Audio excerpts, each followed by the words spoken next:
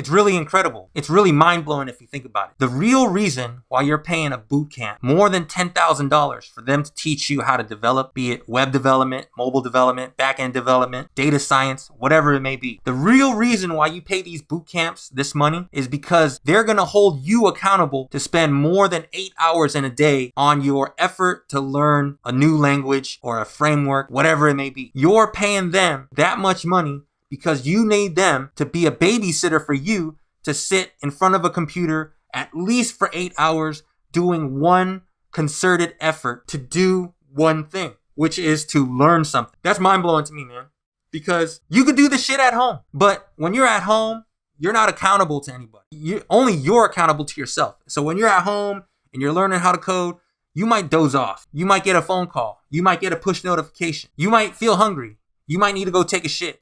You might need to take a piss. So that is the reason. And then after you go take a piss, after you go do pick up lunch, you might sit on the couch in front of the TV, do something, and then next thing you know, it's already 8 p.m. and you don't feel like coding. That's all it is, man. That's why you're paying these boot camps $10,000, $20,000, because they're going to you're going to go into a room and you're going to have felt like, damn, I just spent $20,000 on this. I'm going to make it worth. You see, that's the human brain, man. We're fucking monkeys. So if you could beat that monkey mentality, you could learn all this shit at home. You don't need these boot camps. Because like I say all the time, these boot camps, they're taught by people who just graduated 4 months before you. So don't be a clown, man. Don't be a clown and fall victim to being in debt in the beginning of your career. How stupid is that? So just think about the fact you're paying $10,000 to $20,000 to have a babysitter. And that's crazy. It's your boy, Code Hova, Fly Combinator. Live streams every Sunday at 5 p.m.